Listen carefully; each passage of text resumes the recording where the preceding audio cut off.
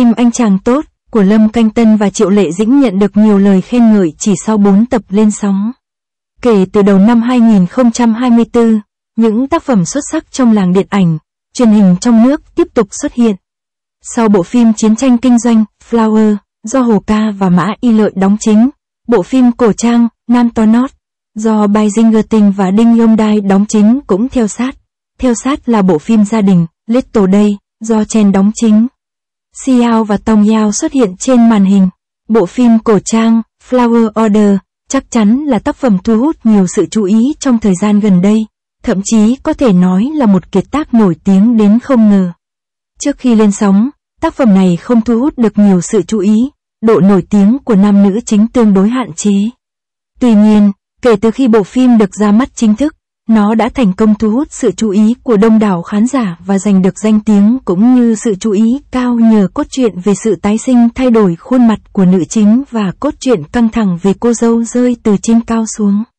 Vào đêm tân hôn của cô ấy, hiện tại, mặc dù Little Day và Flower Order vẫn chưa kết thúc nhưng một bộ phim truyền hình ăn khách mới đã nổi bật.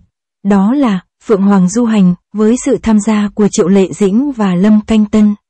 Tuy nhiên, thật bất ngờ, dù nhận được rất nhiều sự chú ý trong thời gian công chiếu nhưng Walking with the Phoenix lại gặp phải hàng loạt đánh giá tiêu cực chỉ sau 4 tập. Đáng ngạc nhiên là lý do của những đánh giá tiêu cực này lại nhất quán một cách đáng ngạc nhiên. Vì vậy, hãy đi sâu vào lý do đằng sau điều này. 01. Tình yêu tuổi trung niên. Đây không phải là lần đầu tiên Triệu Lệ Dĩnh và Lâm Canh Tân cùng xuất hiện trong một bộ phim truyền hình. Quay trở lại khoảng 7 năm trước, cả hai đã có màn hợp tác ăn ý trong bộ phim truyền hình cổ trang, Truyền thuyết Sở Kiều. Bây giờ nhìn lại bộ phim đó, chúng ta có thể thấy các diễn viên phụ trước đây là Lee Chin, New Jun Feng, Sing Chao Lin, Jin Han, Jong Jis Han, Yêu Yao và những người khác đã đóng vai chính trong nhiều tác phẩm điện ảnh và truyền hình và trở nên bắt mắt. Các diễn viên, đặc biệt trong những năm gần đây, chất lượng các tác phẩm của Lee Chin và Jong Jis Han đã được cải thiện đáng kể và họ lần lượt cho ra đời những tác phẩm xuất sắc. Vai Chu Cheo do Chao Li-in thủ vai và Yuen Jui do Lim Kang Sin thủ vai cũng thu hút nhiều sự chú ý. Cho đến ngày nay, nhiều khán giả vẫn nhớ đến Yuen Jui trong The Legend of Chu Cheo và hy vọng được thấy số phận của anh sẽ phát triển hơn nữa. Họ cũng hy vọng rằng phần tiếp theo của The Legend of Chu Cheo sẽ được ra mắt. Tuy nhiên, nếu suy nghĩ sâu xa, nếu Truyền thuyết Sở Kiều thực sự ra mắt, liệu phản ứng từ khán giả có nhiệt tình không? Lấy bộ phim Du Hành cùng Phượng Hoàng gần đây làm ví dụ. Hai diễn viên Triệu Lệ Dĩnh và Lâm Canh Tân đều 36 tuổi, lần lượt đóng các vai Thẩm Lệ và Hình Chí. Tuy nhiên, việc kết đôi của họ đã gây ra một số tranh cãi. Một số người cho rằng việc ghép đôi này giống hai người trung niên đang diễn ra một chuyện tình lãng mạn hơn là một cặp tình nhân trẻ. Vì vậy, ý tưởng hợp tác lần nữa để quay phần tiếp theo của Truyền thuyết Sở Kiều đã được nhiều người đặt câu hỏi và lo lắng. Mặc dù tình trạng của Chao Li-in khá tốt, nhưng vấn đề về hình thể của Lim Kang Sin lại nổi bật hơn. Tuy nhiên, đây là điều không thể tránh khỏi vì sự nghiệp diễn xuất của nam diễn viên này tương đối ngắn ngủi.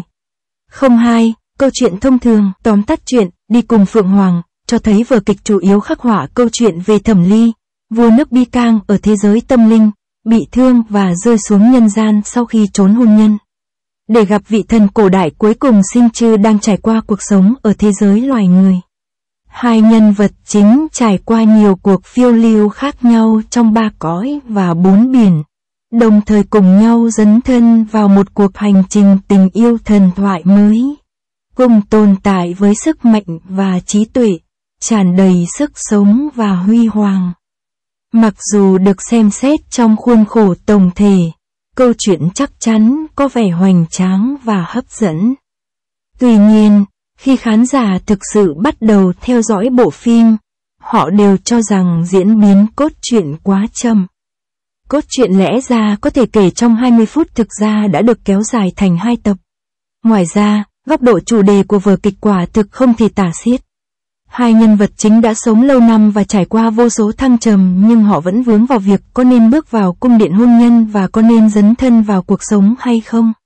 Cộng sự, văn bản không đưa ra bất kỳ lời giải thích hay mô tả rõ ràng nào về lý do tại sao anh hùng nhất quyết giữ nữ chính ở bên mình và tại sao linh sư lại ép nữ chính, một hoàng tử, kết hôn.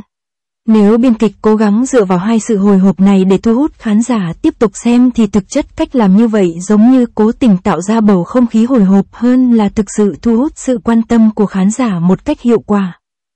03. Bộ lọc bị nhão và hiệu ứng đặc biệt kém. Trước khi chính thức xem bộ phim, tôi có thói quen duyệt các tìm kiếm nóng và thấy một số người chê hiệu ứng đặc biệt của bộ phim không đủ tốt và bộ lọc bị mờ. Điều này khiến tôi cảm thấy hơi bất mãn và suýt chút nữa đã cãi nhau với họ. Tuy nhiên, thực tế đã chứng minh tôi đã sai, bởi hiệu ứng lọc của Đi cùng Phượng Hoàng quả thực không thể chịu nổi. Nếu phải chọn 4 từ để mô tả hiệu ứng lọc của vở diễn thì vẻ đẹp mơ hồ, có lẽ là một miêu tả thích hợp và đầy chất thơ. Về hiệu suất của các hiệu ứng đặc biệt, tuy không thể nói là kém hơn nhưng quả thực nó gần dưới mức tiêu chuẩn trung bình. Trong tập đầu tiên, Thẩm Lệ đã phát động một cuộc truy đuổi gay cấn với những người đàn ông cũ của mình. Ban đầu, một cảnh như vậy lẽ ra có tác động thị giác rất lớn. Nhưng vì chất lượng sản xuất hiệu ứng đặc biệt giống cấp độ của một trò chơi trên web hơn nên toàn bộ khung cảnh có vẻ rất hư ảo và khó đắm chìm vào đó. Tiếp theo, chúng ta thấy Stanley trở lại hình dạng ban đầu sau khi bị thương nặng. Bất chấp sự cầu kỳ trong cách tạo hình, chỉ tập trung vào việc phối màu.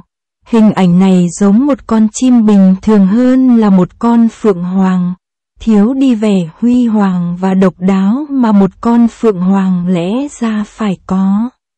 Cuối cùng, tôi quan sát thấy con phượng hoàng thường thể hiện kỹ năng che bóng vào những ngày trời quang, các hiệu ứng đặc biệt và xử lý chi tiết của nó cũng xuất sắc và không khoan nhượng. Tuy nhiên, tình hình hiện tại thật đáng ngạc nhiên, tuy độ nổi tiếng của nó không hề giảm bớt nhưng danh tiếng của nó lại giảm mạnh. Điều này đơn giản là không thể tin được. Nếu chúng ta nhất quyết tìm hiểu nguyên nhân khiến danh tiếng của nó sụt giảm nhanh chóng, ngoài hiệu suất kém rõ ràng của các hiệu ứng đặc biệt, có vẻ khó tìm ra những yếu tố rõ ràng khác. Vì vậy, chúng ta có thể kết luận rằng khả năng duy nhất còn lại là tiếp thị quá mức. Kể từ năm 2021, chương trình vẫn duy trì mức độ nổi tiếng cao và độ nổi tiếng của nó được thể hiện rõ khi thường xuyên chiếm một vị trí trong danh sách tìm kiếm nóng. Đặc biệt là năm ngoái, số lượng đặt chỗ đã vượt quá 1 triệu và chúng tôi được mời tham gia các sự kiện điện ảnh quốc tế. Đó là một sự kiện chưa từng có. Tuy nhiên, theo trí tuệ cổ xưa, vạn vật đều có thăng trầm. Vì vậy, mặc dù việc quảng bá rầm rộ chắc chắn có thể truyền cảm hứng cho sự mong đợi, nhưng chúng ta cũng phải lưu ý rằng việc quảng bá quá mức có thể gây phản tác dụng.